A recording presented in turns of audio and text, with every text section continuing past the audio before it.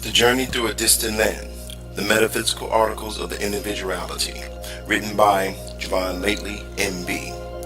Article 1.3, Continuation 3, Reading 9.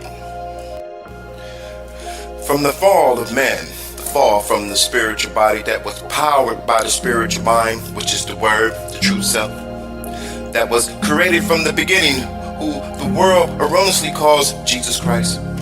Man is not clothed with that light anymore, and is now clothed with that dark matter, which our modern scientists has the wrong ideal about.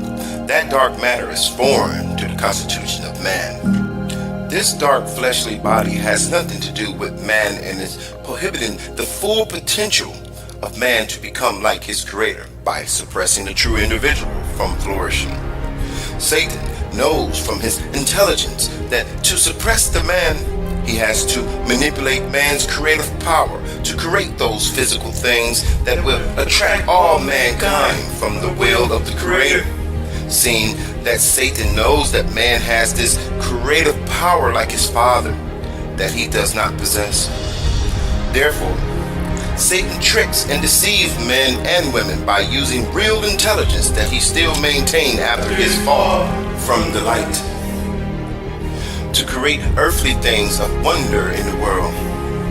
Satan uses mankind's body for the labor of his conquests. Satan has from the beginning, even from the days of our forefathers, starting with Adam and Eve, thought of a governing metrics that could use man to bring in a carnal awareness and consciousness to issue his dynasty. Satan is using the similitude of concepts he saw created in the higher realms of consciousness / heavens. Satan uses those ideals and concepts made from the true self himself, but he uses those things he saw in the higher heavens in a reverse and corrupt way. Satan has no creative power like mankind does, so he mimics the voices, people's own unique particular sound, in the very minds and being of every man and woman. Satan was in consciousness, the heavens, before mankind was. He was once a citizen in the consciousness for eons, and had time to learn concepts and ideals that only resides in the land of consciousness. Satan uses mankind by sending them a thought / angels from his army, those rebellious thoughts who failed with him, with an ideal formed in the astral plane to create on the earth the things that are desirable to mankind, with the intent to invest them with the feeling of being gods, which is the same ideal that Satan gave to mankind in the beginning. Satan has only a third, a limited army, so he has to recruit from the race of mankind to further his agenda, to attempt to rise to the mighty throne of the true self, who is the divine word of power. It was said above that maybe it would be allowed for us to speak about those fallen thoughts, those entities that are spoken about in the basic instructions before leaving Earth, Bible. I will now reveal the methods and operations of Satan, but before we do, I would like to bring in a new vernacular transition and reveal the real name of the true self that was created in the beginning, who is the Word, which is also the image of the great Almighty Father. This name is Yahshua, the Messiah, which means Yahweh is salvation. For this name Yahweh is not a title. Yahweh is the very name of your Father, the Tetragrammaton, if you so choose him by leaving the Father of this world. Listen very intensively. This might not ever be said in this way again. This will be blunt and straight to the point, as if you were close friends of his. This will not be without the polytechnical instructions. We will now give a blueprint to the elect ones, both the awake and the ones who are awakening. To the elect that are awake, this will be your verification. And to the elect ones that are awakening, this is your answer. Now, to the rest of the world, If you have ears, consider this as your final warning, for the eradication of your way of life is clearly manifested in our spiritual clouds. It is coming to an end with God's speed. This fact can actually be felt by all of us deep down inside, for it is heavenly present in the air, and we see it clearly and bear witness of all the evil things taking place on earth today. Satan, right now in our generation, has taken over all levels of human life on this planet.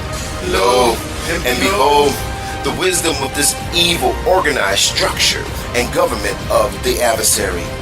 Satan has set up his government by establishing domains in every city, state, and country, by placing a ruler or king, a fallen thought or angel, to rule over that particular area, city, state, and country.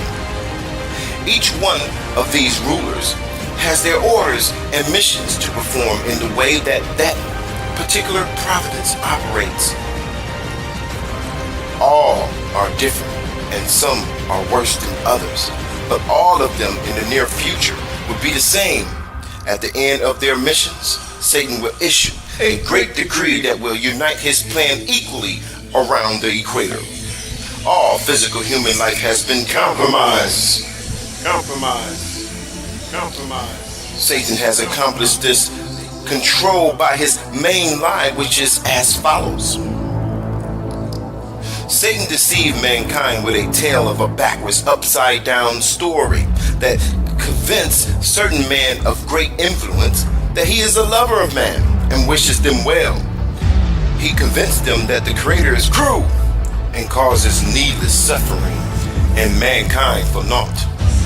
Satan lied to mankind and then gave certain men of influence earthly power and earthly control over the people by establishing them as ambassadors over the mainstream. Then Satan polluted them with his image, which is the beast, the false personality, the ego. Satan, the adversary, has taken over all of the governments of the world completely. He has control over politics, all major companies of commerce, all religious institutions, news media, the food industry, law enforcement, music industry, all performing arts, television, broadcasting companies, educational facilities, and the control over the educational curriculum. All the CEOs of these companies are in very close direct contact with Satan, this adversary, just as close as Moses was with the Holy Almighty Father. I say the above statement about Moses to make it less superficial to the reprobate mind, knowing you can relate to this more, temporarily putting aside the elect ones of the glory and this dispensation that are extremely close to the Creator.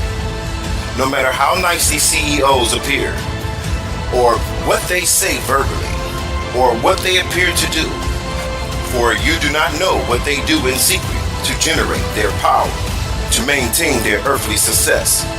Know this fact: they are not concerned with your welfare. The leaders of the world and the chairmen of these companies hide their actions by first lying, concealing their ways by denying their evil deeds through double speech, using new words like conspiracy theory, agendas, health and wellness, and they dictate the content of mainstream illusions via TV and radio broadcastings, thus causing the common people to disbelieve this impression, for they continue manipulating people to think the axioms we utter here are mere fantasy and fiction.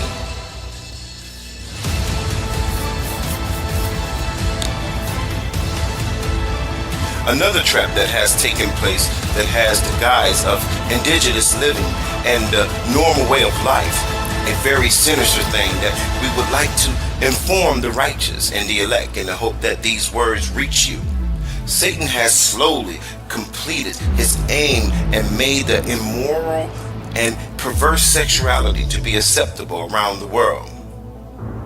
He has, by the creation of new forms of music and new idols, which are called celebrities, and using the clothing industry, preempt in the mind of people the desire to wear tight and revealing clothes and accessories. This is mixed with body modifications that produce sexual attraction for the act of fornication, which is also now in our generation widely accepted. It is brought about in women by causing them to modify sexual parts of their bodies to make themselves more physically attractive. They adorn and modify their faces for the same end. Men are running adjacent to the women by doing the same things by modifying their bodies and face to appear more attractive. Satan has also brought back into existence the old pagan ways, which is now called Enochian sex magic, by channeling the energies of the same-sex intercourse towards a summons of a malignant spiritual creature to produce particular powers on earth. Society has all kinds of justifications attached to promiscuity, no matter what orientation they fall under. Both heterosexuals and homosexuals have uncontrollable impulses. Everyone asserts that thou hast the right to do what thou wilt, which is a saying from Aleister Crowley, the black magician. It is also justified by a so-called scientific discovery of a mundane nature that's based on the supposed discovery of a biological gene in the human body that causes homosexual encounters.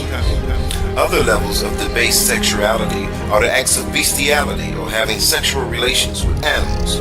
This is also justified by mankind misconstruing the reading of the Holy Scriptures by not reading Scriptures with the key, which is Yahshua the Messiah. The things that are written above are just some of the formations of Satan's plan to attempt to rise to the throne of the Creator. This actually means that Satan is distracting many people through a preoccupation with sexuality to take the mind of a person away from Yahshua by preoccupying the person with meaningless physical actions to feel passions that really feed the satanic enemy as they simultaneously eat one's soul. This fascination with mundane objects that have no substance, no bearing on the growth of one's soul, is creating no room for Yahshua, who is the word and body of the Creator, thereby not allowing him to come inside and dwell within that person. With this being said, we will now investigate what sin really is and what effects it has on us. It is commonly known in a one-dimensional way that when one sins, it is a great disappointment to the Heavenly Father, and that he will send a great punishment to whomsoever sins to show his dislike of that which he disapproves of. What is called punishment is really the reaping of what is being sown by the person who is using his or her creative power towards whatever evil and selfish aim the person sees fit. If you create an evil and selfish thing, then it is only natural that you receive the fruits of that labor. This is the divine universal law. This weak and very feeble perception is all too superficial and vague to be able to perceive the super holy and almighty Creator. One that does not open their inner eyes and only perceives the Creator in his low-level elementary way has no real credible understanding.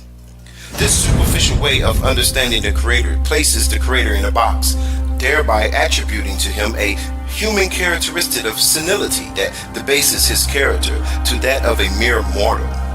The Creator in reality, when perceived through truth, is much more magnanimous.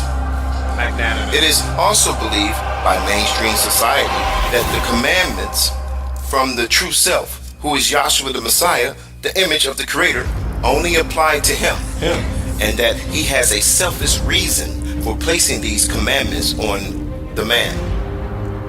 Are these commandments for him to only please him? Now, here's the truth. The Creator is holy, holy, holy beyond any imagination of man, with an intelligence way beyond any created being. Even to the point when you see the three holies that accompany the Creator as an introduction, the three holies announced before the Creator's name represents not only his, but our own nature as well, seeing we are made in his image and likeness. Those three words, holy, holy, holy, placed before the Creator's name is an introduction indicating the following. The first holy is directed to the understanding of the first part of the pattern of man. It represents the most holy place, the intellectual center, the brain of man, which in the Creator's case is pure light and holiness, full of endless thoughts of righteousness. The Creator's thinking center has no error, no evil thoughts, for the Creator has hurled those evil thoughts from the center of himself to the lower regions of himself. That invisible place he created for them, the lower heavens, the mundane consciousness. We are made in his image and in his likeness, so we are made to do the same things. If you so elect to do them, you are not forced to comply. The second holy is directed to the understanding of the second part of the patterning of man. It represents the holy place, the emotional center, the heart of man, where desires originate from, which in the Creator's case is pure bright emotions and holy, full of positive desires, good and righteous emotional states. These emotions are the animals in Eden that have different names according to their different characteristics and functions. These animals/emotions are in a great and holy balance inside of him. It is only natural that we are taught to do the same by the example that was given to us by Yahshua the Messiah, showing us a perfect temperament. The third and final holy is directed to the understanding of that third part of the patterning of man. It represents the outer court, the moving center, the body of man, which is, in the Creator's case, a pure holy movement, producing a holy creative action that brings forth light. This court, or holy body, is the form that the invisible holy thinking part of the Creator and the invisible holy emotional part of the Creator can rest inside of in order to manifest that which he thinks and feels. Now this body or word who became Yahshua the Messiah has human limbs to create and to move about in the abstract state of being. This same invisible form that came down to the physical world that is controlled by Satan, that which was, is, and always will be the divine word of power, is Yahshua the Messiah. Yahshua is the body of the Creator. That's why he is called the body. End of reading 9.